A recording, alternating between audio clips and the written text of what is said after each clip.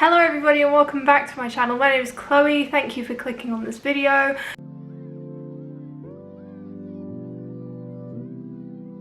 Today's video is inspired by the fact that it's getting towards the end of the year. I personally like to read really fast books towards the end of the year because first of all I naturally kind of lose my momentum as time goes on throughout the year, so my reading usually slows down and therefore I want to pick up more books, but also because I like to try and press myself at the end of the year. I like to try and push myself to read as many books as possible. I thought, based on that I would share with you guys some of the books that I have read that I think personally are very fast paced. The majority of these potentially could be read in one day. Obviously that really depends on who you are and like how fast you read, your attention span, how much time you have in the day. That is just based off of my personal experience. I didn't actually read all of these books in one day, but obviously I will explain to you the reasoning behind me choosing these books. I am just going to get straight into it. I'm going to start off with a few authors. I'm going to start off with my favourite thriller author, or at least one of my favourite thriller authors. And the only book that I've actually physically got of his is his most recent book. It's had some it's had some bad reviews, so don't necessarily take this as me saying you need to read this book as opposed to the other ones, but this is just here to symbolise the fact that I have chosen Riley Sager as being an author that I think has very easy to read, fast-paced books. They are adult thrillers, but for me they have the speed, the pace of YA thrillers. I personally, when I read YA thrillers, tend to find them quicker paced and easier to read than I do adult thrillers. Only slightly, because all thrillers in general for me are very quick paced. I do think that Riley Sager has something. I think it's the way that it is written. The chapters are not like super short, but they are relatively short, and also most or all of his books basically go between different timelines. Home Before Dark has kind of passages from a book that's written within the book interjected into it. Final Girls has flashbacks to the past, as does The Last Time I Lied. As I said, they're very fast paced, and that's why I would recommend them if you enjoy thrillers in particular. Even if you don't enjoy thrillers, I think that Riley Sager is a great author to start with if you're just dipping your toes in. I enjoy all of his books. I think they're all bloody fantastic. The next author who also writes thrillers, but these are more mystery thrillers and they're also like more YA, and that is Karen M. McManus. I've got 3 of her books here because my sister borrowed one, never read it and never gave it back. But the books that I've got here are her first one, One of Us is Lying, her second, Two Can Keep a Secret, and her fourth, which I've just finished reading, which is The Cousins. And the third book that she wrote was basically a follow-up to One of Us is Lying, which is called One of Us is Next. One thing that I really love about these books is they match. They look like they should be in a series, but they are not. I really like them. I also really love the sprayed edges. The thing that I find so quick about these is not only the fact that they're thrillers and like mystery, the fact that they are YA, but also there's something about the formatting of these books, like the font size, the way that it's set up. It feels physically very quick to read, which I really enjoy. The fact that they have that mystery element to them.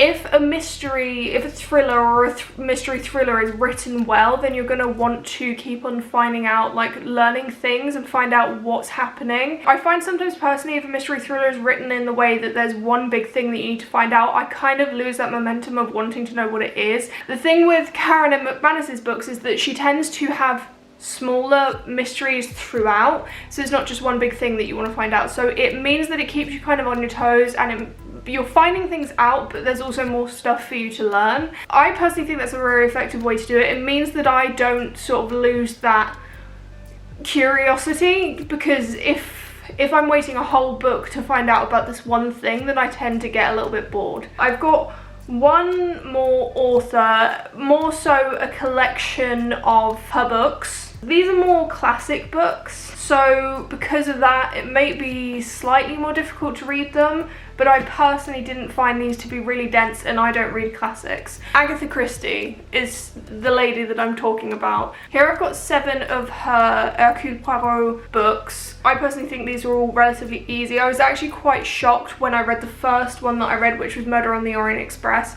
I was quite shocked at how quick it like how fast I managed to finish this. I think the main element with this is the fact that they're mysteries. They have a bit of like a formula to them. So once you've read a couple, you will sort of be in a rhythm of reading her books. Considering the fact they're from the early 1900s, they're actually very easy to read, I think personally. I think they're written in quite a simple, straightforward manner, which makes them relatively easy to read. So let's move on to some other books. When I think of fast-paced books, I think of thrillers automatically because they are just always the ones that I read the fastest. Thrillers tend to have less pages. They also tend to be fast-paced because there's something happening and there's tension and you want to find out what's going to happen. I've got two thrillers here. The first one I've got is I'm Thinking of Ending Things by Ian Reid. I read this at the beginning of this year. It's a small book. It is literally under 200 pages. It is all set within a very short period of time. I think it is under 24 hours. So it kind of is a natural book to want to devour very, very quickly. If you have nothing to do, I guarantee you will probably be able to open this and just read it all in one go if you are one of those people that can do that. I personally don't usually read books in one sitting. Like, I don't think I have the attention span for that. But like, if I was, this is definitely the book that would be the best for that. It is very intense. There's a lot of psychological aspects. This is one of my favorite psychological thrillers. Like, I don't think I've quite read a book that is as psychological as this. The other thriller that I have is more of a slasher thriller. If you know me, you know I love slashers. I heard about this. I heard it was about someone going around killing teenagers and I was like, yes, sign me up. I want to read that. So that book is There's Someone Inside Your House by Stephanie Perkins.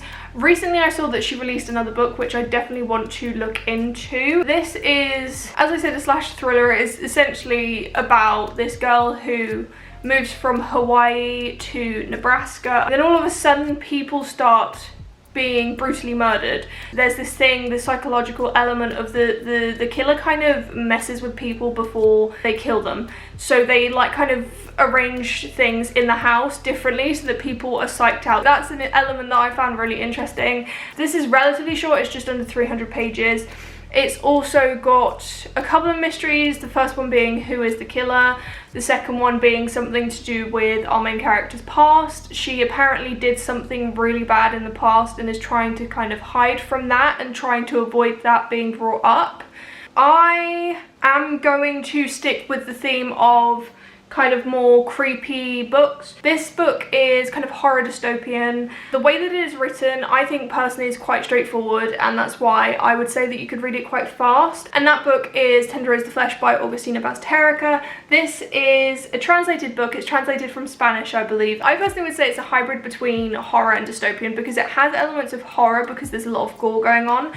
But the core of it is very dystopian because it's set in a world where animal meat is no longer edible. Like, if you eat animals, you will die. And instead of all going vegetarian, which would have made a lot more sense, humans being humans decided they absolutely needed meat. Therefore, they set up this system where essentially they start breeding humans as if they were just, you know, animals like you would usually eat. And they set up this system. It's very clinical and it's very, very like... It's a very tight system. It's a very tight ship that they have going on. I personally think, for me, the thing that I got out of this was the kind of questioning of where is the line between what you can eat and what you can't. Obviously, cannibalism in itself is a very shocking thing. But when it's written in this way, you don't really question it too much because it does mirror the meat industry so much. Like, the meat industry that we've got now is mirrored so much in this. Just instead of having animals, it's humans. But they are dehumanized because they're kind of bred in the way that we breed animals nowadays. I think that aspect of it makes it quite fast paced. Also the fact that it's relatively short. I'm going to move on to another book which is definitely horror, and this one I think really varies depending on who you are, whether you would consider this a fast book. My Best Friend's Exorcism by Grady Hendrix. This is probably one of the larger books that I have put on this list. It's just over 300 pages. The reason that I wanted to put this on this list is because it's just a very fun book. Like, it doesn't take itself too seriously. It's fun, it's gross, it's messy, it's just got great vibes. It's set during the 80s, I believe, so that in itself is great. This is not going to make sense to most people, but I categorize this as being horror, but it's a non-fiction horror. And the reason that I say that is because the topic that is brought up in it is one that is very horrifying, and it's also written in a very experimental way. The next book I want to talk about is In the Dream House by Carmen Maria Machado. This is, as I said, non-fiction. This talks basically about Carmen Maria Machado's experience with being in an abusive relationship. It is, as I said, very experimental. It's got relatively short chapters, and each chapter basically tackles this topic in a different way to the previous chapter, just purely for the fact that it is kind of like in bite-sized pieces. Certain chapters are very short, like these two, and you can just purely because of that you can get through it really quickly, which I also think is great because it is such a grave topic. It's the experimentalism with this that I really appreciated. So this one is one that I definitely think you should read. Regardless of whether you think it's going to be fast-paced or not, this is just a book that everyone should read. This next book is also a book that deals with quite difficult topics. Once again, it is written in a way which is really easy to digest and like quick to digest. That book is Diary of Blood by Saint Gibson, I think is how you pronounce their name.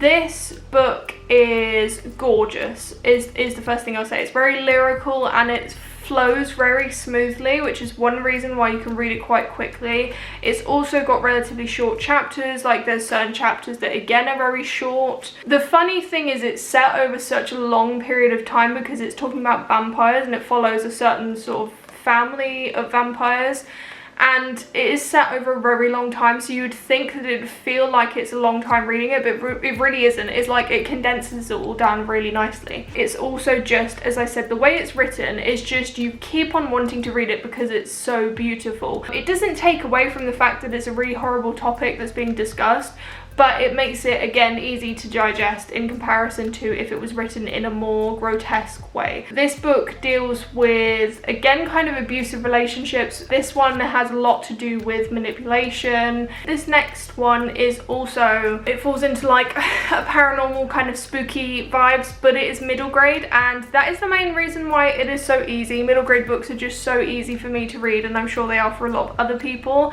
and there's something so enjoyable about having a book that is just easy to get through. It makes you feel really productive. It makes you just feel really good about yourself. This is actually a series that I'm talking about. I've only got the first two books because I still need to get the third book, but I enjoyed both of the first two. I enjoyed them so much. They're really good, and that is the Cassidy Blake series by Victoria Schwab. As I said, middle grade, paranormal. The characters are really sweet and nice to be introduced to, and the plot is relatively quick paced. Like, there's just a lot going for these. They are, if you are someone that enjoys kind of paranormal but like kind of light, fun, not so scary but a little bit spooky, then these are perfect. They tend to be set over like a shorter period of time. The final book that I've got is a bit of an honourable mention. I don't think that this is necessarily a one-day book. I think that some people definitely could read it in one day, but I think for the vast majority it would be a couple of days. It feels, as you're reading, like you're reading really fast, and therefore I think that it deserves to be on this list. It's also just an amazing book, and one in which you just want to consume as fast as possible but also as slow as possible so that you can savor it, and that is The Seven Husbands of Evelyn Hugo by Taylor Jenkins Reid. I don't need to say too much about this because so many people have already raved about it, deservedly so. It is so good, it's so well written. It's the format is really the thing that for me makes it fast, is the fact that it's kind of an interview format.